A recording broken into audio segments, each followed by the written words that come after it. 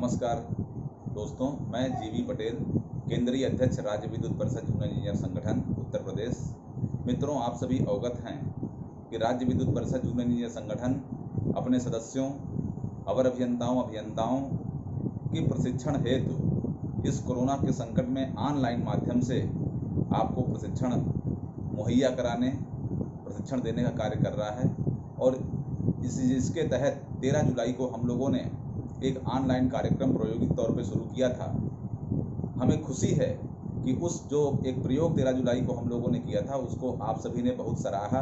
उसके कंटेंट को, उसके प्रस्तुतिकरण को और उसके विषयों को निश्चित तौर पर वो आपके लिए उपयोगी रहे होंगे, तभी आप सभी की बहुत ही एप्रिसिएशन हम लोग को मिली है और इससे भी हमारी बहुत हौसला अफजाई हुई है। हमारा ये प्रयास है, संगठन का ये प्रयास है कि आपको कैसे हम फैसिलिटेट करें, आपका कैसे टेक्निकल सपोर्ट करें। इस संकट की घड़ी में हम आपके बीच पहुंच पाएँ, उसका एक ही माध्यम ऑनलाइन बचता है और उसी का उपयोग हम लोग कर रहे हैं। और जिसके तहत आज ये दूसरा एपिसोड आपके बीच प्रस्तुत किया जा रहा है और उसी से रिलेटेड विषय प्रोटेक्शन सिस्टम से आगे बढ़ते हुए हम लोगों ने डीसी अर्थ फॉल्ट के बारे में और दूसरा ट्रांसफार्मर प्रोटेक्शन के विषय में, इन दो विषयों पर आज व्याख्यान हमारे इंजीनियर पंकज गुप्ता जी, जो एसटीओ पावर ट्रांसमिशन कॉर्पोरेशन है, हमारे बीच में से ही हैं। और पिछला भी एपिसोड उन्होंने बहुत ही अच्छी तरीके से विषय की एक बारीकियों को आप तक पहुंचाया और आप सभी एक एक छोटी छोटी चीज़ों को बहुत सरलता से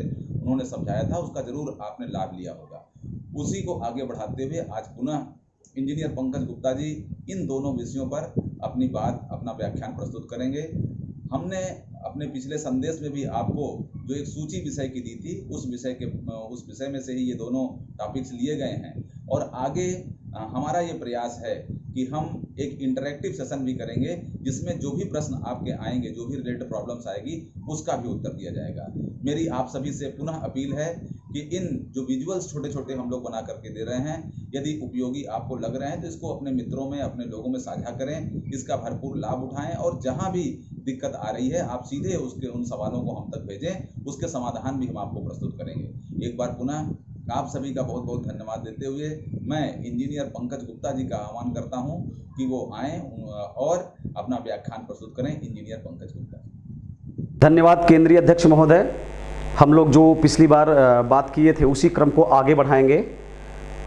मित्रों, आज हम लोग जो है फील्ड में आने वाली कुछ नॉर्मल तरीके की जो प्रॉब्लम्स हैं, मतलब जो कॉमन टाइप की प्रॉब्लम्स हैं, उसके संबंध में हम लोग एक ब्रीफ डिस्कशन करेंगे। ब्रीफली सारी चीज़ों को बहुत संक्षिप्त में कि ऐसा करेंगे तो ये फ़ायदा हो जाएगा, ये प्रॉफिट है, ऐसा करेंगे तो ये ट्रिपिंग हमारी रिफ्लेक्ट नहीं होगी, मतलब कि उसका हम बेनिफिट लेंगे। सारी चीज़ों को ब्रीफली करेंगे, क्योंकि देखिए, अगर किसी भी एक प्रोटेक्शन एक ऐसा टॉपिक है कि मान लीजिए अगर हम लोग रिले कोऑर्डिनेशन की बात करें, time graded system, current graded system या दोनों, तो अच्छा खासा टाइम देना पड़ेगा। अगर हम बात परसेंटेज इंपीडेंस की करते हैं तो कम से कम 3-4 घंटा चाहिए।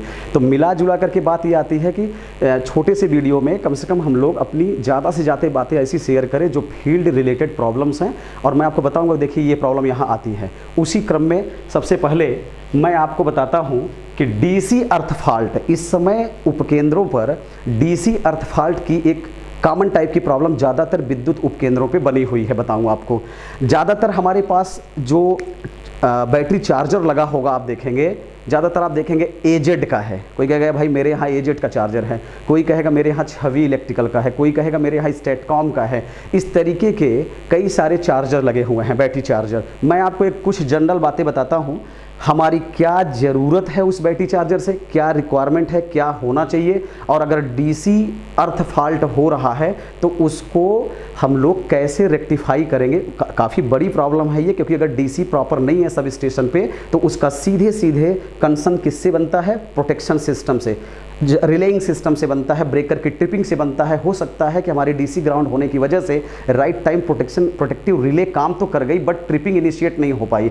और जब ट्रिपिंग हमारी इनिशिएट नहीं होगी तो वो रिफ्लेक्ट होकर के कहीं दूर मेन हमारे बिजली घर को डिस्टर्ब करेगी और ओवरऑल हमारा सप्लाई बाद में कोलैप्स कर जाता है। तो हम थोड़ा सा कुछ कॉमन टाइप की प्रॉब्लम, बिगिनिंग स्टेज की प्रॉब्लम है, लेकिन हाँ ऐसा करेंगे तो निश्चित तौर पे आपको फ़ायदा होगा। डीसी अर्थ फॉल्ट आप रिमूव कर सकते हैं। बड़ी पुरानी और एक आसान तरीका, बहुत ही पुरानी और एक आसान प्रक्रिया बता रहा हूँ आपको, जिसके लिए केवल एक मल्टीमीटर की आवश्यकता पड़ेगी, कोई बहुत लंबे चौड़े उपकरण की आवश्यकता नहीं पड़ेगी। सुनिएगा दोस्तों, बहुत सिंपल सी बात बता रहा हूँ। जैसे मान लीजिए सपोज दैट ये कोई बैटरी चार्जर है, ये कोई बैटरी चार्जर है, मान लीजिए ये बैटरी चार्जर है। सपोज दैट यहाँ पे सपोज ये प्लस है, ये माइनस है।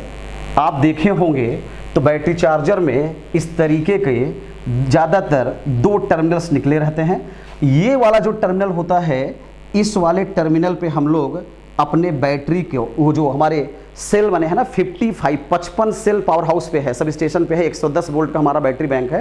तो हम क्या करते हैं, जैसे ये बैटरी का प्लस है, ये माइनस है, हमने इसको एक सिंपल सेल बना करके, एक तरीके से आप मान के चलिए कि ये जो सेल हम या बैटरी जो बना रहे हैं वो 55 सेलों को सीरीज में ला करके बना करके एक यहाँ बैटरी हमने दिखाया। अब हम क्या करते हैं, इसके पॉजिटिव से इसके पॉजिटिव को जोड़ देते हैं, इसके निगेटिव को इसके निगेटिव से जोड़ देते हैं। तो ये हमारा बैटरी ऐसे रहता है। और इसके बाद आप देखेंगे कि इस पे लिखा रहता है लोड।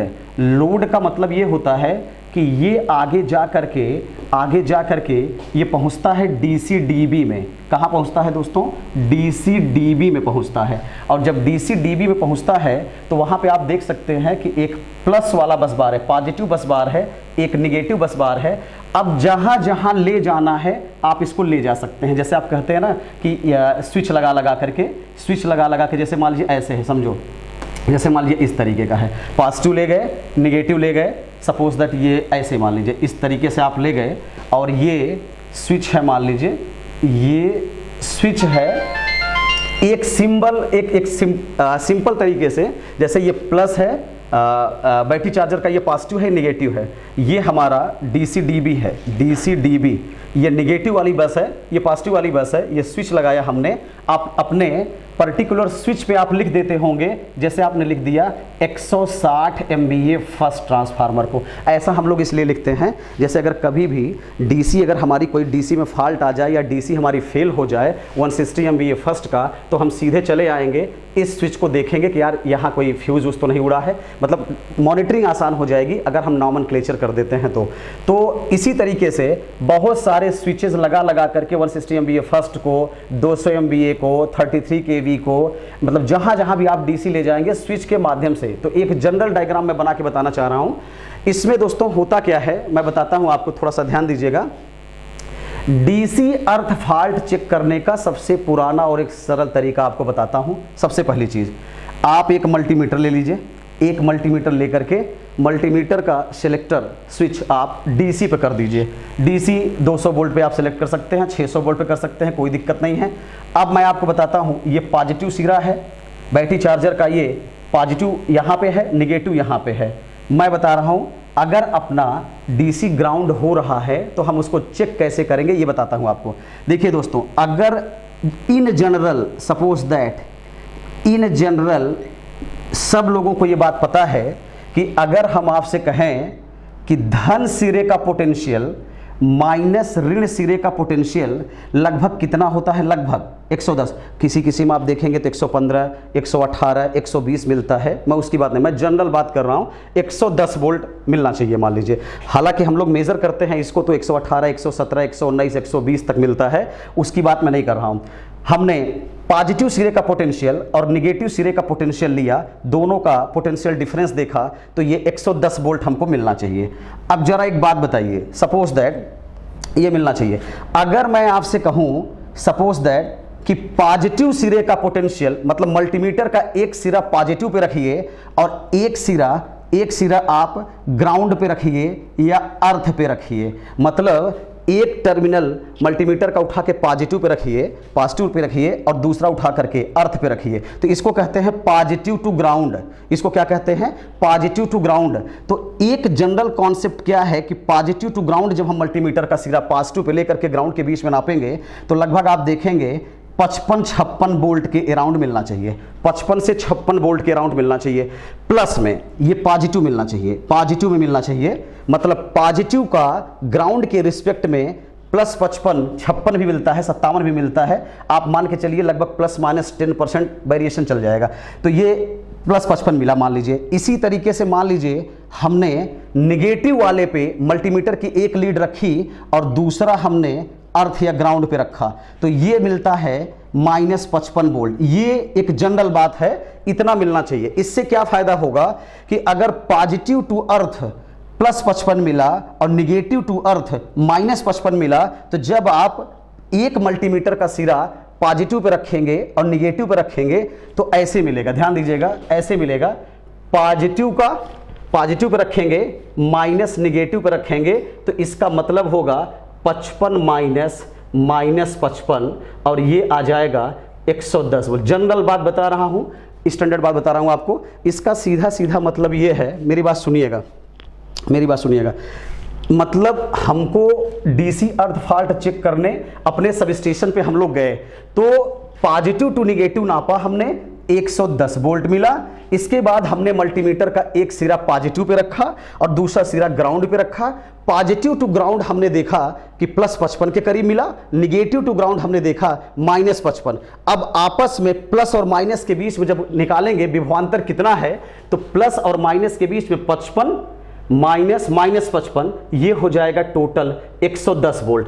अगर ये परिस्थिति है, अगर ये सिचुएशन आपको मिलती है, इसका मतलब आपके सब स्टेशन पे डीसी अर्थ फॉल्ट की समस्या नहीं है, डीसी अर्थ फॉल्ट की प्रॉब्लम नहीं है, नहीं है, नहीं है, प्रॉब्लम नहीं है, प्रॉब्लम नहीं है। लेकिन जरा सोचिए, ये तो हो गई एक जनरल बात कि प्रॉब्लम नहीं है तो क्या मिलेगा। अब मैं आपको एक दूसरी बात बताता हूं कि अगर मान लीजिए कोई पॉजिटिव ग्राउंड हो रहा है आगे जाके या निगेटिव जाके ग्राउंड हो रहा है, तो हमारा उस समय डेटा क्या मिलेगा मैं ये बताता हूं आपको। सुनिएगा, इसको थोड़ा सा, ये आप थोड़ा सा ध्यान दीजिएगा, इसको मैं थोड़ा सा हटाता हूं। यहां पे देखिएगा, जैसे मान लीजिए सपोज दैट, मेरी बात सुनिएगा, अगर आपने केस नंबर 1 देखिए, अगर आप गए सब स्टेशन पे गए और आपने प्लस और माइनस के बीच का वोल्टेज नापा, 110 मिल गया, मान लीजिए 110 मिल गया। बार बार कह रहा हूं 116 मिल सकता है, 118 मिल सकता है, 120 मिल सकता है, मान लीजिए 110 वोल्ट मिला, ठीक है। इसके बाद जब आपने मल्टीमीटर का पॉजिटिव टू ग्राउंड, या इसको ऐसे भी लिख सकते हैं, सुनिएगा, अगर आपको कंफ्यूजन हो रहा हो तो आप इसको ऐसे कह सकते हैं, पॉजिटिव टू ग्राउंड अगर आपने नापा, पॉजिटिव टू ग्राउंड आपने नापा और इमेजिन करिए कि आपको 110 वोल्ट मिला। मान लीजिए पॉजिटिव टू ग्राउंड आपने नापा, 110 वोल्ट मिला। पॉजिटिव टू ग्राउंड कहने का मतलब है कि धन वाले सिरे का पोटेंशियल धन है, सुनिएगा, धन वाले का पोटेंशियल हमने V पॉजिटिव लिखा है यहां पे, और ये रहा हमारा ग्राउंड या अर्थ है। अगर ये चीज 110 वोल्ट हमको मिला तो आप जरा बताइए, ऐसा नहीं लगता कि ग्राउंड का पोटेंशियल पहुंच गया निगेटिव वाले टर्मिनल पे? इसका मतलब ये हुआ, अगर पॉजिटिव टू ग्राउंड 110 वोल्ट मिल रहा है, इसका सीधा मतलब है कि ये निगेटिव वाले का जो पोटेंशियल था, निगेटिव वाले का, ये कन्वर्ट हो गया किसमें? ग्राउंड पोटेंशियल में। इसका मतलब अगर पॉजिटिव टर्मिनल और ग्राउंड के बीच में 110 वोल्ट मिलता है, तो ये मान के चलिए कि आपका ये निगेटिव वाला टर्मिनल था, निगेटिव वाला, ये वाला जो निगेटिव वाला टर्मिनल है, ये वाला negative terminal will become grounded. और एक बात आप और समझ लीजिए, अगर निगेटिव सिरा अर्थ कर गया है, कैसे पता चला? पॉजिटिव टू ग्राउंड नापा तो पूरा 110 वोल्ट हुआ, इसका मतलब निगेटिव वाला सिरा ग्राउंड हो गया था। वजह यह है, इसका मतलब यह हुआ कि निगेटिव सिरे का वही पोटेंशियल है जो ग्राउंड का है। इसका सीधा मतलब यह हो गया कि अब अगर आप निगेटिव टर्मिनल पे मल्टीमीटर रखेंगे और ग्राउंड के बीच में नापेंगे तो आपको आइडियली अगर बात करें तो 0 मिलना चाहिए, हो सकता है 1 आख 2 वोल्ट आपको मिले। इसका मतलब निगेटिव सिरे और ग्राउंड के बीच में अगर आपको 0 वोल्ट या 2 वोल्ट या 4 वोल्ट के करीब मिल रहा है, वो मान के चलिए 0 ही है। इसका मतलब ये हुआ कि अगर निगेटिव और ग्राउंड के बीच में 0 मिल रहा है या 1-2 वोल्ट मिल रहा है तो उसको आप 0 ही मानिए। इसका मतलब ये हुआ कि जो निगेटिव का विभव है वही है जो ग्राउंड का विभव है, और अर्थ या ग्राउंड का विभव अगर हमारी अर्थिंग प्रॉपरली है तो ग्राउंड का पोटेंशियल हम अगर देखेंगे तो 0 मानते हैं। इसका मतलब ग्राउंड का पोटेंशियल पे अगर ये निगेटिव टर्मिनल का पोटेंशियल पहुंच गया तो दोनों सेम हो गए, तो ये 0 वोल्ट आ गया।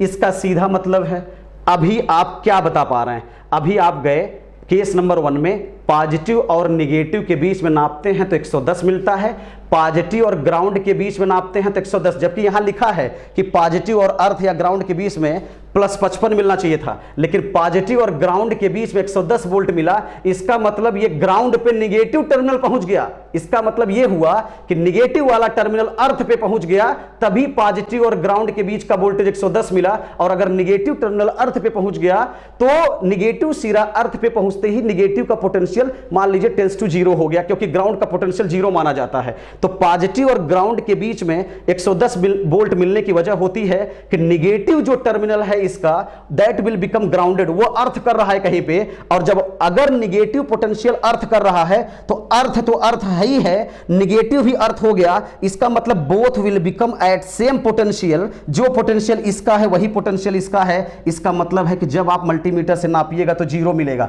जैसे ही ये जानकारी मिलती है आपको, जैसे ही ये जानकारी आपको मिली, आप इस पोजीशन में होंगे कि आप कह सकते हैं कि निगेटिव हमारे बैटरी चार्जर का निगेटिव वाला जो टर्मिनल है वो हमारा अर्थ हो रहा है, अर्थ हो रहा है। ये पहला केस है। अगर मान लीजिए पॉजिटिव ग्राउंड होगा तो क्या होगा, पॉजिटिव, हम इस पे चर्चा कर लें कि मान लीजिए अगर पॉजिटिव ग्राउंड होगा तो क्या सीन आएगा, क्या मेजरमेंट वैल्यू आएगी। मैं थोड़ा सा इसको हटाना चाह रहा हूं, इसको थोड़ा सा हटाता हूं, आप देखिएगा जरा मेरी बात सुनिएगा। देखिए, जैसे मान लीजिए अब आप केस नंबर 2 पे गए, सुनिएगा, केस नंबर 2 पे गए, आप गए अपने बैटरी चार्जर के पॉजिटिव और निगेटिव के बीच का वोल्टेज आपने नापा, 110 वोल्ट मिला। कितना मिला? 110 वोल्ट मिला। इसके बाद आपने पॉजिटिव टू ग्राउंड नापा, पॉजिटिव टू ग्राउंड नापा, आपको मान लीजिए 0 मिला। इसके बाद आपने निगेटिव टू ग्राउंड नापा तो आपको मिला -110। ध्यान दीजिएगा, पॉजिटिव टू ग्राउंड 0, अर्थात शॉर्ट में लिखेंगे तो ऐसे लिखेंगे, ये देखो, पॉजिटिव का पोटेंशियल 0, निगेटिव का पोटेंशियल कितना मिल रहा है प्रैक्टिकली 110। अब अगर पॉजिटिव और निगेटिव के बीच का विभवांतर नापा जाएगा तो जरा पॉजिटिव का विभव लिख लीजिएगा 0, माइनस का चिन्ह लगा दीजिएगा और -110 लिख लीजिएगा, तो ये हो जाएगा 110 वोल्ट। दोस्तों, यही 110 वोल्ट आपको यहां मिल रहा था।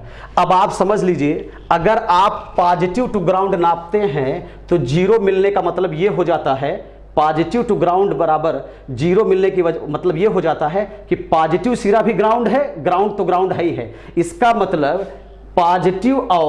पॉजिटिव टू ग्राउंड के बीच में अगर 0 मिल रहा है, अर्थात पॉजिटिव सिरे का विभव माइनस ग्राउंड का विभव बराबर 0, पॉजिटिव का विभव माइनस ग्राउंड का विभव बराबर 0। आप खुद ही समझदार हैं कि दो बिंदुओं के बीच का विभवांतर 0 आने का मतलब हो जाता है कि जो अर्थ या ग्राउंड का विभव है वही पॉजिटिव वाले सिरे का विभव हो गया, तभी इन दोनों का विभवांतर 0 है। प्रैक्टिकली ये 1-2 वोल्ट आता होगा मान लीजिए, या हो सकता है अगर ढंग से अर्थिंग हो गई है तो 0 भी आएगा। तो पॉजिटिव टू ग्राउंड अगर आप देख रहे हैं 0 वोल्ट मिल रहा है तो ये इंडिकेट कर रहा है कि ये पॉजिटिव वाला पोर्शन या पॉजिटिव वाला टर्मिनल चला आया है, ग्राउंड हो गया है। Positive terminal is grounded, positive terminal is grounded. ये अभी तक छोटा सा एक ब्रीफ डिस्क्रिप्शन, शुरुआत अगर कोई आदमी न्यूकमर है तो एक जनरल आइडिया इससे ले सकता है। ट्रांसमिशन वाले नॉर्मली जो भी बैटरी बैंक्स है उसका रखरखाव रखते हैं, सपोज उसका स्पेसिफिक ग्रेविटी वगैरह नापते हैं एलॉन्ग विथ टीएनसी टीम, तो टीएनसी वाले तो समझ ही रहे हैं इस बात को। लेकिन अगर ट्रांसमिशन वाले अपने सब स्टेशन पे अगर ये पता करना चाहें बिना किसी अर्थ फॉल्ट टेस्टर के बड़े बड़े किट के, नॉर्मल में 150-200 रुपये का एक मल्टीमीटर आएगा और स्टैंडर्ड वैल्यू आप समझ लीजिए कि आप जाएंगे, जाने के बाद बैटरी चार्जर के प्लस और माइनस पे रखे 110 वोल्ट का डीसी मिल गया, पॉजिटिव और ग्राउंड के बीच में नापे स्टैंडर्डाइज प्लस 55 मिला, नेगेटिव टू ग्राउंड नापे माइनस 55 मिला, इसके बाद इन दोनों के बीच में तो 110 मिल ही रहा। ये मेरी ज़रूरत है, ये हमारा रिक्वायरमेंट है। अगर ये डाटा मिल जा रहा है इन सारी चीज़ों में, मान के चलिए लगभग 8 से 10% का वेरिएशन चलेगा, उससे आप परेशान मत होइए।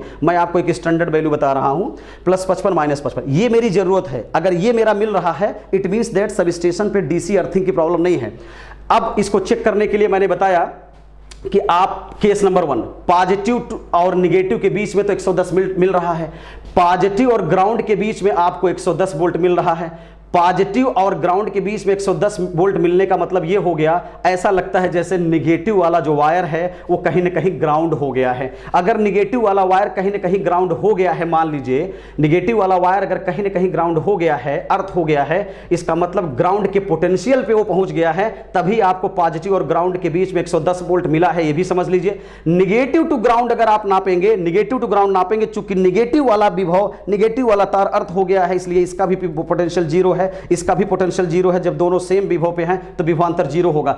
जैसे ही ये डाटा मिलता है आप इस पोजीशन में होंगे कि बता सकते हैं कि आपके इस बैटरी चार्जर का या बैटरी सिस्टम का या डीसी सिस्टम का निगेटिव अर्थ हो रहा है। दूसरा केस हमने यहां डील किया, पॉजिटिव टू निगेटिव आप गए सब स्टेशन पे नापे 110 वोल्ट मिला, पॉजिटिव टू ग्राउंड नापे 0 वोल्ट मिला, पॉजिटिव टू ग्राउंड नापे 0 वोल्ट मिला, निगेटिव टू ग्राउंड नापे माइनस 110 मिला। ध्यान दीजिएगा, पॉजिटिव टू ग्राउंड नाप रहे हैं 0 वोल्ट मिल रहा है, निगेटिव टू ग्राउंड नाप रहे हैं माइनस 110 वोल्ट मिल रहा है। रफली अगर हम टेक्निकल में बोलें तो प्लस का पोटेंशियल ग्राउंड के रिस्पेक्ट में 0, निगेटिव का पोटेंशियल ग्राउंड के रिस्पेक्ट में माइनस 110, पॉजिटिव का पोटेंशियल माइनस निगेटिव का पोटेंशियल बराबर 0 minus 110 that is equal to 110, और यही 110 आपको मिल रहा था। तो इसको देखा आपने, जैसे ही आपने पॉजिटिव टू ग्राउंड नापा 0 वोल्ट मिला आपको अंदाजा लग गया कि पॉजिटिव का विभव वही हो गया है जो ग्राउंड का विभव है। इसका मतलब आपके बैटरी सिस्टम का यहां पॉजिटिव सिस्टम ग्राउंड हो रहा है। अब मैं बताता हूं, ये तय हो गई कि पॉजिटिव ग्राउंड होगा तो कैसे पता करेंगे, निगेटिव ग्राउंड होगा तो कैसे पता करेंगे। जनरल सिस्टम होगा, कोई दिक्कत नहीं होगी, तो काम मिलेगा, वो डाटा लिख दिया मैंने।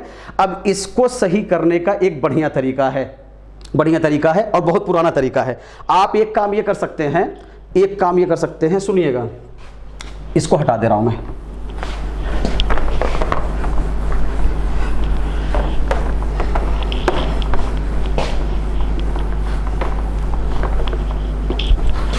सुनिए, जैसे अब मान लीजिए चाहे पॉजिटिव ग्राउंड हो या निगेटिव ग्राउंड हो, कोई सा भी ग्राउंड हो, पता तो आप कर ही लेंगे। अब आप एक काम करिए, आपकी जरूरत क्या है, आपकी डिजायर्ड, आपकी रिक्वायरमेंट क्या है, ये मिलेगा तो हम ठीक है, हमारा कोई भी डीसी का सिस्टम ग्राउंड नहीं हो रहा है। अब आप एक काम करिए, एक दिन लीजिए शटडाउन, एक दिन शटडाउन लीजिए। उसमें क्या होगा, जब आप शटडाउन लेंगे तो चाहे 40 MVA का ट्रांसफार्मर होगा, 40 MVA का ट्रांसफार्मर है, शटडाउन आप 132 kV बस का ले लीजिए, सपोज 132 kV, एकदम सेफ्टी के साथ बता रहा हूँ, सेफर साइड में आपको बता रहा हूँ, रिस्क लेने की जरूरत नहीं है 1% भी। 132 kV बस बार का शटडाउन ले लीजिए आप। जब आप शटडाउन लेंगे तो 40 MVA रहेगा, तो वो भी एक तरीके से वो भी शटडाउन में है, 63 MVA है वो भी शटडाउन में है, 33 kV के फीडर्स हैं, सारे के सारे शटडाउन में हैं। अब आप एक काम कर लीजिए, आपके डीसी डीबी पर बहुत सारे स्विचेस लगे हैं। आप नाम लिख करके मार्कर से रखे होंगे, फला 40 MVA फर्स्ट का है, ये वाला हमारा 40 MVA सेकंड का है, ये वाला हमारा जो है 132 kV फला बे का है, ये वाला हमारा स्विच जो है 33 kV ट्रिपल फीडर का है, सबके ऊपर नाम लिखा है।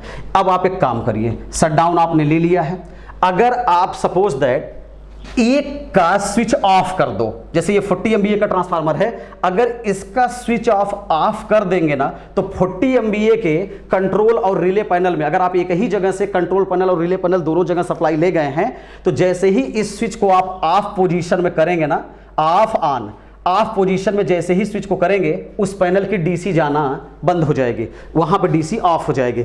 अब आप एक काम करिए, जैसे ही सबसे पहले आपने चूंकि शटडाउन लिए हैं, अगर डीसी ऑफ भी हो गई तो न कोई फॉल्ट होने वाला है जेन्युइनली, न कोई ब्रेकडाउन होने वाला है, अपना उपकरण एकदम सेफ है, कोई दिक्कत नहीं है। शटडाउन ले चुके हैं, बहुत लंबा शटडाउन नहीं चाहिए, ज़्यादा से ज़्यादा आधे घंटे का मान लीजिए, या 20 मिनट से लेकर के आधे घंटे का शटडाउन। सबसे पहले हमने 40 MVA वाले का स्विच ऑफ पोजीशन में रखा, ऑफ किया, नापा, क्या ये बातें मिली।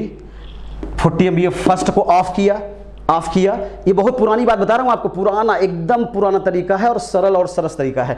आप ये समझिए कि जैसे ही हमने 40 MVA फर्स्ट वाले ट्रांसफार्मर का ये डीसी डीबी से स्विच को ऑफ किया, उसकी सप्लाई डीसी सप्लाई बंद हो गई। अब नापा, देखा क्या ये कंडीशन, ये चीजें मिली, नहीं मिली, मान लीजिए नहीं मिली। इसके बाद हम क्या करेंगे, 40 MVA सेकंड का ऑफ कर देंगे, इसको ऑफ रखे रहिए, इसको ऑफ कर दीजिए, इसको ऑफ करके नापिए, देखिए क्या ये कंडीशन आई। इसके बाद फिर इसको ऑफ करिए, देखिए कुछ सुधार हुआ, नहीं हुआ। हो सकता है कि यही सारे हमारे 1 2 3 4 5 हमारे पास डीसी डीबी से बे हमारे निकले हुए हैं। तो अब जैसे मान लीजिए हम लोग आए और 33 kV का जैसे ही हमने ऑफ किया, इसके बाद हमने देखा कि ये पोजीशन आने लगी है। जैसे ही हमने 33 kV ट्रिपल फीडर, मान लीजिए ये कोई ट्रिपल फीडर है, सपोज कोई ट्रिपल फीडर है, जैसे ही हमने इसके स्विच को ऑफ किया, देखा अब ये पोजीशन मिलने लगी है। मान लीजिए अब ये पोजीशन मिल गई। अब एक काम करेंगे, इसको ऑफ रखने देंगे, इसको ऑन करेंगे, देखेंगे वो कंडीशन बनी हुई है कि नहीं, बरकरार है या नहीं। इसके बाद इसको ऑन किया, देखा बरकरार है, हाँ बरकरार है। जैसे ही हम 33 kV ट्रिपल फीडर का ऑन किए, फिर से मामला गड़बड़ हो गया, मान लीजिए गड़बड़ हो गया। अगर गड़बड़ हो गया तो कैसे हम पॉजिटिव ग्राउंड है चेक करेंगे, निगेटिव कैसे ग्राउंड हुआ ये चेक करेंगे, वो बता चुका मैं आपको। जैसे ही मैंने देखा कि इसके ऑन करते ही मामला बिगड़ गया, इसका मतलब अब इसको ऑन रखिए, केवल अब अपना पूरा फोकस इस 33 kV के ट्रिपल फीडर पे जाएगा। इस 33 kV के ट्रिपल फीडर से आप जा करके अब आप एक काम करिए, शटडाउन वापस कर लीजिए, और शटडाउन वापस करने के बाद इन सबको चला दीजिए। केवल यही जो ट्रिपल फीडर है 33 kV का फीडर, इसका शटडाउन अभी बने रहने दीजिए। अब आप ट्रेस करिए इसका, आप जाइए, इसके कंट्रोल और रिले पैनल कॉमन होता है चूंकि इसका, तो आप यहाँ जाएंगे। अब वहाँ आप एक काम करिए, बारी बारी से डीसी का एक एक सेक्शन आइसोलेट करते जाइए। ज़्यादातर हमने ये देखा कि पैनल तक तो दिक्कत नहीं है, मेरी बात सुनिएगा, पैनल तक तो प्रॉब्लम नहीं है। जो इस ट्रिपल फीडर से डीसी निकल करके पॉजिटिव निगेटिव जो हमारे सर्किट ब्रेकर पे गया है, सीबी पे गया है, उसी का कोई पॉजिटिव या निगेटिव ग्राउंड मिल जाता है कभी कभी, तो वो चेक करने के ऊपर है, ट्रेस करने के ऊपर है। लेकिन हाँ, ये एक सामान्य तरीका है कि हम डीसी अर्थ फॉल्ट को कैसे डिटेक्ट करें, बहुत ही पुराने और सहज सरल तरीके से। न्यूकमर्स बच्चा अगर कोई है, मान लीजिए अभी भी जस्ट चला रहा है डिपार्टमेंट में, सपोज दैट, या कोई अपना साथी भी है मान लीजिए। इसके बाद हम थोड़ा सा कुछ कॉमन टाइप की प्रॉब्लम मैं बताता हूं आपको। देखिए ऐसा है ना कि बहुत ज़्यादा एक्सप्लेन करने में थोड़ा सा भी डीपली जाते हैं तो थोड़ा सा ज़्यादा टाइम लग जाता है, और फिर वो बेवजह का जो है बड़ा वीडियो हो जाता है, मान लीजिए लंबा हो जाएगा थोड़ा। तो चलिए हम लोगों का जो टॉपिक है उसको ब्रीफली बात करते हैं। ठीक है दोस्तों, एक हमारे साथी ने हमको 2-3 दिन पहले फ़ोन किया, उसका जो ट्रांसफार्मर था वो 40 MVA ट्रांसफार्मर था, 40 MVA का ट्रांसफार्मर था, और वो उसका मैग्नेटाइजिंग करंट चेक कर रहा था, वो मैग्नेटाइजिंग करंट चेक कर रहा था। आप देखिएगा, मैं यकीनन कह सकता हूं कि इस तरीके की प्रॉब्लम फील्ड में आती है, और जब आती है तो थोड़ा सा हल्का सा कन्फ्यूजन होने लगता है, लोगों को परेशानी बढ़ने लगती है कि अरे यार पता नहीं हम रिजल्ट कैसा है, गड़बड़ तो नहीं हो जा रहा है, मतलब कहीं ऐसा तो नहीं कि रिजल्ट गलत आ रहा है, और हम जल्दी किसी निर्णय लेने की पोजीशन में नहीं हो पाते हैं। तो मैं बताऊँ 3 दिन पहले एक हमारा मित्र फ़ोन किया, वो 40 MVA के ट्रांसफार्मर का मैग्नेटाइजिंग करंट चेक कर रहा था। ये कब चेक करते हैं? ओपन सर्किट टेस्ट करते समय। जब आप ओपन सर्किट टेस्ट करते हैं उसी समय वो इसको चेक कर रहा था। तो उसने कहा कि यार ये मैग्नेटाइजिंग करंट जो है ये तो सही नहीं मिल रहा है, तो मैं कुछ बताया वही मैं आपसे शेयर करना चाहता हूँ। आप इसको देखिए, कोरिलेट करिए, मिलाइए, देखिए क्या अपने पूरे यूपी पीटीसीएल पूरे इंटायर सिस्टम में क्या ऐसी कोई प्रॉब्लम आई है, क्या ऐसा कभी हुआ है क्या? मैं उम्मीद करता हूँ हुआ होगा। देखिए जैसे 40 MVA का ट्रांसफार्मर जो अपने यहाँ इस्तेमाल होता है वो नॉर्मली आप देखेंगे 132 kV बटा 33 kV का होता है, 132 kV आब्लिक 33 kV का होता है। और इसका अगर आप वेक्टर ग्रुप कभी नेम प्लेट पे देखे होंगे तो ये ऐसे मिलता है YN0, जिसका मतलब होता है ये वेक्टर ग्रुप है या फेज ग्रुप बोलते हैं इसको। ये YN0 का मतलब है कि प्राइमरी स्टार है, न्यूट्रल ग्राउंड है, सेकेंडरी भी स्टार है, न्यूट्रल ग्राउंड है। अर्थात यही वो ट्रांसफार्मर जो हमारा दोस्त था वो टेस्ट कर रहा था। तो मैं आपको एक बात बताता हूँ, होता क्या है कि जैसे मान लीजिए, सुनिएगा, जैसे ये स्टार है, प्राइमरी स्टार है, मान लीजिए न्यूट्रल ये अर्थ है आपका।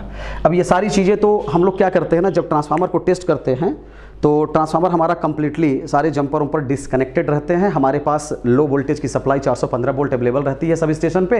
वही हम क्या करते हैं, ट्रांसमिशन वालों से कहते हैं भैया तार और लटकवा दीजिएगा, हम आएंगे टेस्ट करने के लिए। वो टेस्ट कर रहा था। तो देखिएगा जैसे ये हमारा प्राइमरी स्टार है 132 kV का, और ये हमारा सेकेंडरी भी स्टार है, और ये कितने kV का है, 33 kV का है।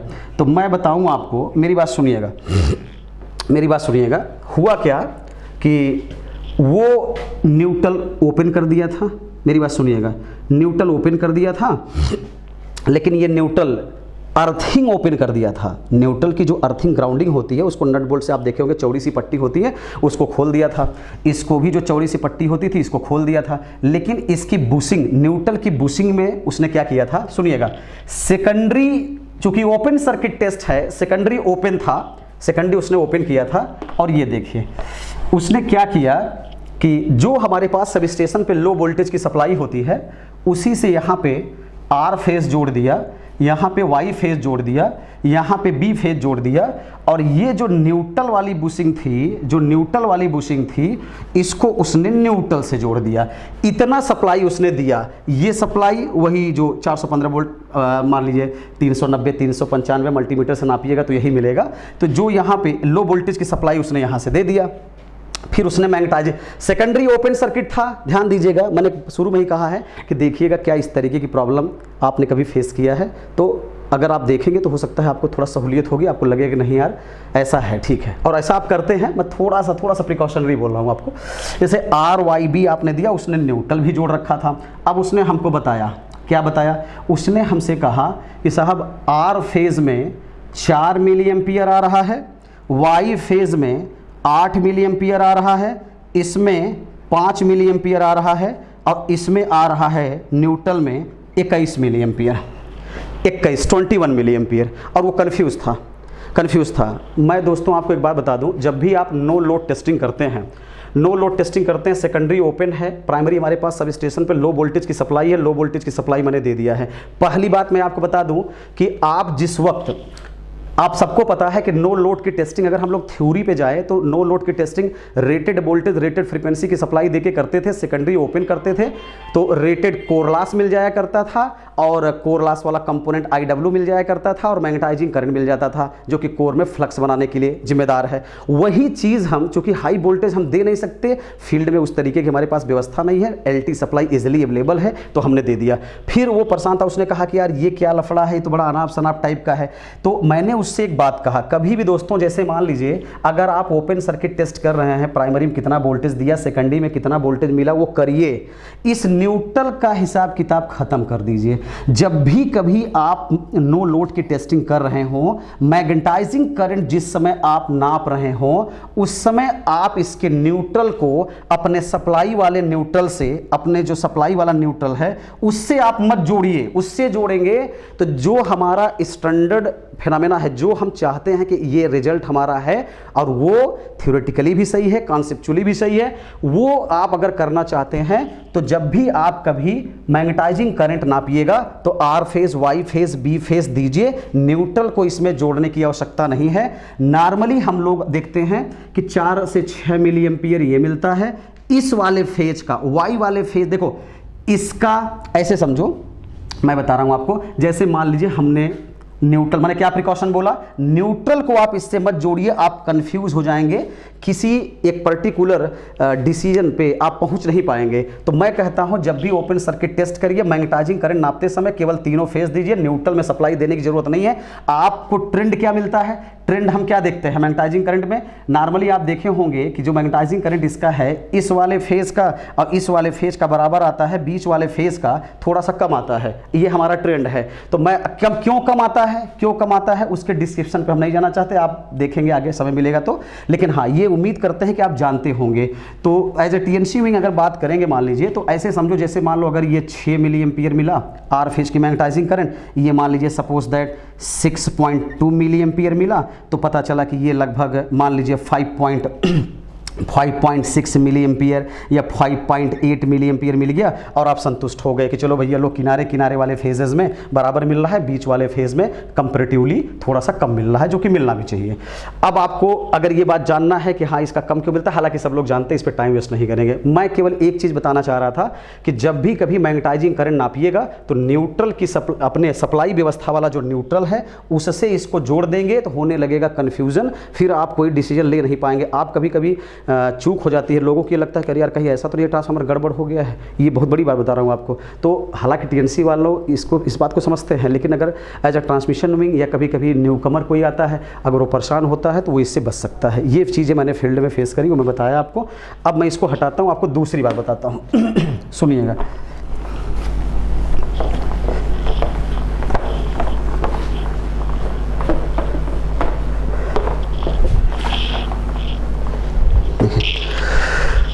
दोस्तों क्या हुआ, एक बार आपको एक और प्रैक्टिकल इंसिडेंट बताता हूं मैं। एक बार क्या हुआ कि एक ट्रांसफार्मर 40 MVA से कहीं से आया, मान लीजिए, अब नाम लेना सही नहीं है, मान लीजिए कहीं से ये 40 MVA ट्रांसफार्मर कहीं लगा था, वहाँ कैपेसिटी इन्हेंस हुई। जब कैपेसिटी बढ़ी, मान लीजिए 40 को हटा के 63 लगाया होगा उस बिजली घर पे, ये 40 MVA उनके पास स्पेयर हो गया। तो ये 40 MVA डाइवर्ट हो करके एक दूसरे बिजली घर पे आया। मान लीजिए कि जिस बिजली घर से ये चला और जिस बिजली घर पे ये आया, इन दोनों बिजली घरों के बीच में मान के चलिए लगभग कम से कम आप मान के चलिए लगभग 120 किलोमीटर की दूरी रही होगी, सपोज दैट। ये मैं इसलिए बता रहा हूँ, मतलब मेरा ये कहना है कि थोड़ी सी सावधानी अगर रख लिया जाए तो ठीक ठाक डिपार्टमेंट का पैसा बच जाएगा, मेहनत बच जाएगी, और आप कम इफर्ट में ज़्यादा बेटर चीज़ें दे पाएंगे। और सबसे बड़ी बात ये होती है कि डिपार्टमेंट का कहीं ना कहीं फाइनेंशियल बेनिफिट हो जाएगा। देखिए हुआ क्या, ये 40 MVA ट्रांसफार्मर ये वहाँ उस बिजली घर पे हटा दिया गया था, मतलब 63 लगा होगा तो 40 MVA हटा के स्विच यार्ड में यहीं कहीं साइड लगा के रखा था। अब यहाँ पे क्या हुआ, इस बिजली घर पे मान लीजिए सपोज ये 132 kV यक्स बिजली घर है और ये 132 kV वाई बिजली घर है। इस यक्स नामक बिजली घर पे ये 40 MVA ट्रांसफार्मर रखा हुआ था, और यहाँ पे ज़रूरत महसूस हुई। ज़रूरत इसलिए महसूस हुई कि यहाँ पे पहले 20 MVA का ट्रांसफार्मर था, ज़रूरत महसूस हुई कि यार अब कैपेसिटी बढ़ाना है, इसको हटाओ 40 लगाओ। तो क्या हुआ कि यही वाला 40 MVA ट्रांसफार्मर डाइवर्ट होकर के यहाँ आ गया, यहाँ चला आया। जब ये 40 MVA, अब देखो यहाँ पे 132 kV यक्स बिजली घर पे ये 40 MVA का ट्रांसफार्मर निकलने के बाद हो सकता है 2-4 महीने 5 महीने साल भर रखा रहा हो कहीं किनारे पे। इसके बाद जब ज़रूरत यहाँ इस बिजली घर पे हुई तो ये ट्रांसफार्मर को लोड करके यहाँ ले आए तो यहाँ पे ट्रेलर पे अनलोड हुआ। अनलोड होने के बाद इसको सीधे प्लिंथ पे ले गए। कहाँ ले गए? प्लिंथ पे। देखिए ये मेरा मानना है, जो मेरा अपना विचार है वही मैं रख रहा हूँ। मैं आपको बताता हूँ कि एक छोटे से प्रयास से एक छोटी सी चीज़ जो बहुत आसान सी चीज़ है, ऐसा कर लेने से कितना बेनिफिट है डिपार्टमेंट का, और हम लोगों का टाइम बचेगा, हम और काम कर पाएंगे। सुनिएगा, ये ट्रांसफार्मर जब यहाँ प्लिंथ पे आया, इसकी इरेक्शन वगैरह का काम शुरू हुआ, इरेक्शन कंप्लीट हुआ। अब कमीशनिंग की बारी आई तो ये हुआ कि चलिए ठीक है, टीएनसी वाले आए, टेस्टिंग किए।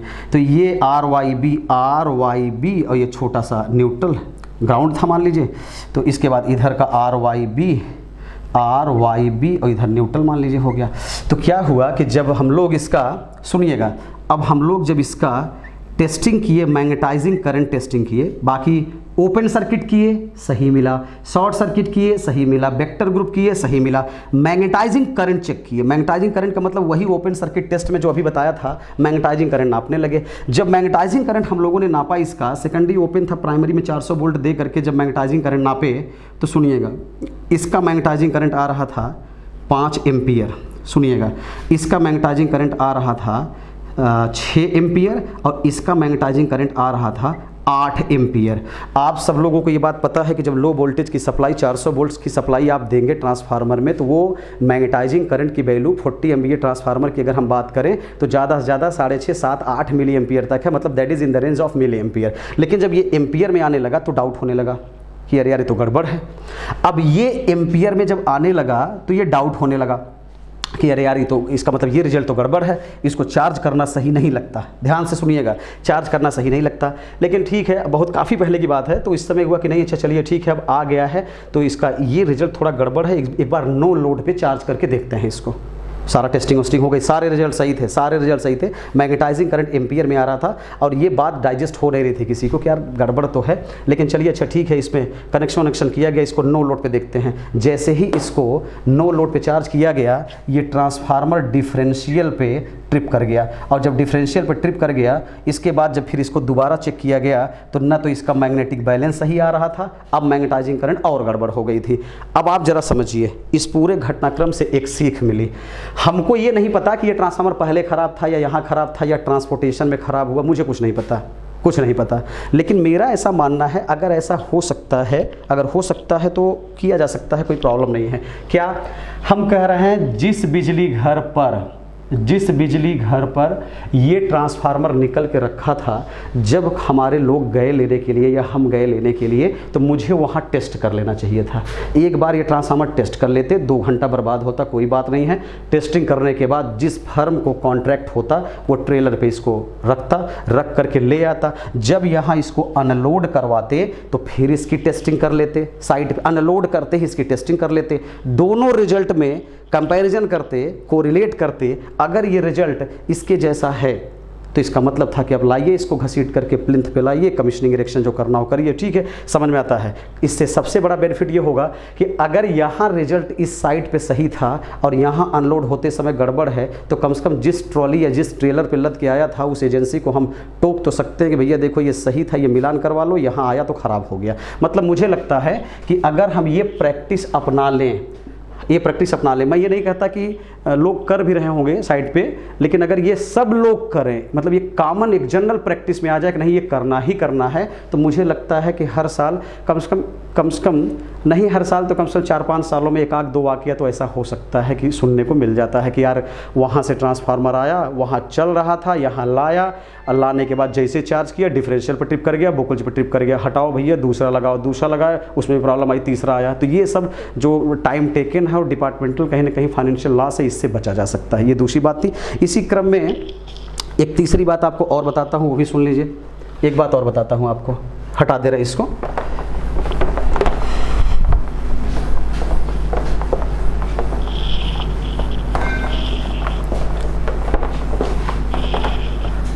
देखिए एक चीज़ और समझिए, मेरी बात सुनिएगा।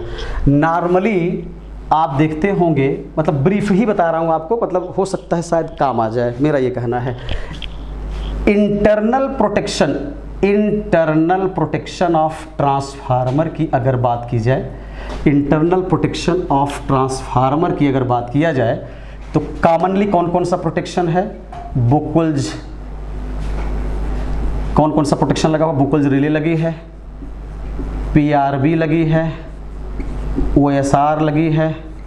इसके अलावा मान लीजिए जैसे लो ऑयल लेवल वगैरह के लिए MOG लगा हुआ है, इसी तरीके से WTI है, इसी तरीके से OTI है, सो ऑन करके।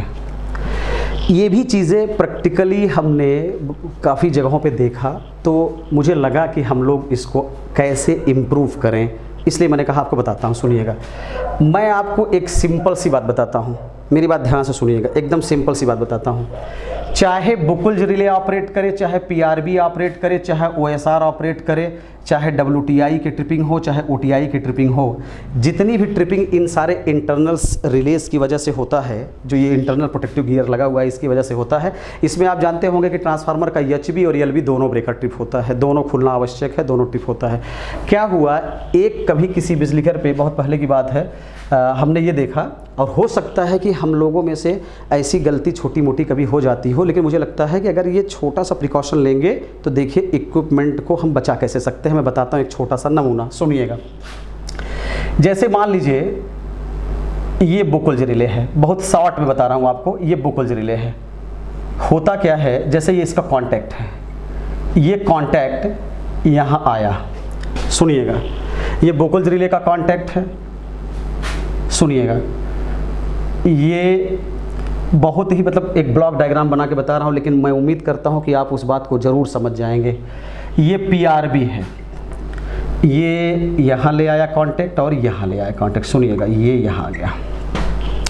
इसके बाद ये रहा OSR का कांटेक्ट, OSR का कांटेक्ट। इसके बाद ये रहा WTI का कांटेक्ट, सुनिएगा, WTI का कांटेक्ट बना दिया हमने। सबके कांटेक्ट डेफिनेटली हम में से हर कोई, बाकी नहीं बना रहे, मान लीजिए मेन लिख दिया इसे। क्या होता है कि चाहे बुकल्ज रिले ऑपरेट हो तब भी ब्रेकर को खुल जाना है, HV LV दोनों, PRB ऑपरेट हो तब भी HV LV दोनों का ब्रेकर खुलना है, ट्रिप करना है, OSR ऑपरेट हो तब भी HV LV दोनों का ब्रेकर खुलना है, WTI ऑपरेट हो तब भी HV LV दोनों का ब्रेकर खुलना है। तो मैं आपको एक छोटी सी बात बताता हूँ, सुनिएगा, क्या देखा हमने और हम लोग क्या करते हैं वो देखिए, सुनिएगा। होता क्या है, जैसे मार्शलिंग बॉक्स में ये सारे टर्मिनल टीवी पे पड़े रहते हैं, टीवी पे कहाँ पड़े रहते हैं, ये तो हमने बुकल्ज रिले का कांटेक्ट बनाना यार, केबल डाल करके ये सारे कांटेक्ट्स मार्शलिंग बॉक्स के टर्मिनल पे पड़े रहते हैं। सुनिएगा, हम लोग क्या करते हैं, मैं बताऊं आपको, एक जनरल बात बता रहा हूं आपको। जैसे मान लीजिए ये सर्किट ब्रेकर का ट्रिपिंग कॉइल है, एक सिंपल सी बात है, ये ट्रिपिंग कॉइल है, ये हमारा 52A है और ये सपोज निगेटिव है, मतलब डायरेक्ट बता रहा हूँ, ये मैकेनिकल ऑक्सिलरी कांटेक्ट है। देखिए ये HV का केबल बना दे रहा हूँ, आप समझ जाएंगे हम कहना क्या चाह रहे हैं, क्योंकि उतना स्पेस है नहीं अपने पास। ये ट्रिपिंग कॉइल है सर्किट ब्रेकर की, सुनिएगा, सर्किट ब्रेकर के इस वाले पॉइंट को हमने निगेटिव सप्लाई दे दिया था दोस्तों। अब मेरी बात सुनिए, हुआ क्या कि ये मार्शलिंग बॉक्स जो ट्रांसफार्मर का है उसमें ये सारे टर्मिनल पड़े थे। मैं आपको वायरिंग करने का जो तरीका उस समय मैंने देखा वो मैं बता रहा हूँ आपको। क्या हुआ था, रिले पैनल से तार डाल करके, रिले पैनल से केबल डाल के ले आए, सुनिएगा, ले आए और यहाँ पे ले आके इसमें पॉजिटिव जोड़ दिए। इसके बाद यही पॉजिटिव इसको लूप कर दिए, PRB को, यही पॉजिटिव OSR को लूप कर दिए, यही पॉजिटिव हमने WTI को लूप कर दिया। एक ही पॉजिटिव, ध्यान दीजिएगा, बहुत आसान बात बता रहा हूँ आपको। अगर लगे कि नहीं यार है तो कहीं ना कहीं ऐसा मिलता है और ये कहीं ना कहीं प्रॉब्लम हो सकती है, क्रिएट हो सकता है। आप देखिए हम अपनी चीज़ों को बचा कैसे सकते हैं। एक छोटा सा एग्जांपल, यही पॉजिटिव यहाँ से उठा यहाँ। अब मैं आपसे पूछूं, बताइए इस पूरे मार्शलिंग बॉक्स में पॉजिटिव सोर्स कितना है? तो जवाब आएगा सिंगल, एक सोर्स। और मैं आपको बता दूं कि यही तार उठ के, मतलब जैसे एक नॉर्मल बात बता रहा हूँ, मैं पूरी ड्राइंग बनाऊंगा तो भर जाएगा ये। आप सब जानते हैं, फील्ड वाला हर आदमी है, ये कोई थ्योरेटिकल क्लास नहीं चल रही है, ये प्रैक्टिकल एक्सपीरियंस जो थोड़ा बहुत हम लोग पाए हैं वही आपसे शेयर कर रहे हैं। ये पॉजिटिव इससे गया, यहीं से इसको लूप, यहीं से इसको लूप, यहीं से इसको लूप। अब आप भी समझ रहे होंगे कि क्या इस तरीके की चीज़ें चल रही है, होती है, नहीं होती है, आप खुद ही समझदार हैं। यहाँ से ऐसे तार लाए और लाके यहाँ नेगेटिव में जोड़ दिए। ध्यान दीजिएगा, बुकल जो रिले ऑपरेट किया, ये कांटेक्ट बना दोस्तों, पॉजिटिव आया, इसको मिला, ट्रिपिंग कॉइल को मिला, ब्रेकर खुल गया, राइट। इसको भी ले आइए, इसी पे जोड़ दीजिए। समझाने के लिए बना रहा हूँ, इससे सरल डायग्राम नहीं हो सकता। इसको भी ले आइए, जोड़ दीजिए, कराइए ऑपरेशन, जरा ऑपरेशन कराइए। मतलब ये ऑपरेट हुआ, ये पॉजिटिव गई, ऐसे गई, पॉजिटिव मिलते ही ट्रिपिंग कॉइल एनर्जाइज हुई, पिकअप हुई, ब्रेकर खुल गया। ये मैंने एचबी के लिए बनाया है, यही सेम व्यवस्था एक्चुअली ये सारा ट्रिपिंग मास्टर ट्रिप के थ्रू होता है, 2 मास्टर ट्रिप होता है, आप सब लोग समझते हैं। एचबी एलबी वो छोड़िए, उस पर नहीं जाना चाहते हैं क्योंकि इतना टाइम है नहीं। तो आप बताइए, अगर बुकुल्ज रिले ऑपरेट होगा तो ये खुल जाएगा, पीआरबी ऑपरेट होगा तो ये खुल जाएगा, ओएसआर ऑपरेट होगा तो ये ब्रेकर खोल देगा, WTI ऑपरेट होगा तो खोल देगा। इस ड्राइव में कहीं कोई दिक्कत लगी आपको? उम्मीद करते नहीं लगी होगी। अब मैं बताता हूँ क्या दिक्कत है। कभी कभी क्या होता है कि ये जो पॉजिटिव की सप्लाई, ये जो पॉजिटिव सोर्स रिले पैनल या कंट्रोल पैनल से आ रहा था, ये अंडरग्राउंड केबल है, ये अंडरग्राउंड ट्रेंच में पड़ी हुई है, ये अंडरग्राउंड ट्रेंच में पड़ी हुई केबल है। इमेजिन करिए कि ज़्यादातर स्विच यार्ड में शाही, अगर ये अनआर्मर्ड केबल है, जान लीजिए इस बात को, अगर ये अनआर्मर्ड केबल है, समझिएगा, पता चला इस तार को शाही काट दिया, कोई जानवर काट दिया, ज़्यादातर शाही की प्रॉब्लम कॉमन है, कट गया। अब आप बताइए, पूरी व्यवस्था जस की तस ऐसे धरी की धरी रह जाएगी। अब अगर जेन्युइनली अगर ट्रांसफार्मर में बुकुल्ज रिले ऑपरेट हो जाए तो मुझे बताइए क्या ब्रेकर खुलेगा? सोचिए, खुलेगा नहीं खुलेगा? बहुत सिंपल बात बता रहा हूँ, जो छोटी मोटी गलतियाँ हम लोगों से जाने अनजाने में हो जाती है वही बात बता रहा हूँ। अब आप बताइए, चाहे ये ऑपरेट करे, पॉजिटिव है ये नहीं, ऑपरेट करते रहिए करते रहिए करते रहिए, कभी ब्रेकर नहीं खुलेगा। हमने जब ये चीज़ देखी तो मेरे मन में एक बात आई, वो मैं बताना चाहता हूँ, उम्मीद करते हैं शायद आपके मन में भी यही बात आएगी।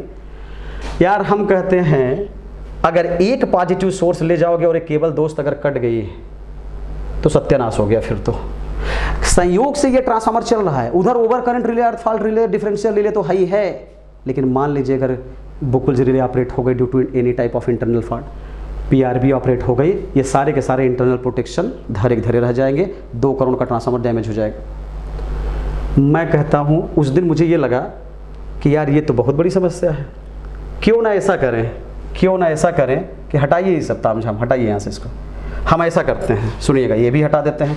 आज से हम ये तय कर लें कि हम लूपिंग नहीं करेंगे, ये शॉर्टकट वाला फार्मूला छोड़ दीजिए। अब 1-2 लाख रुपए की बात नहीं है, 2 करोड़ ट्रांसफार्मर की बात है, जान लीजिए।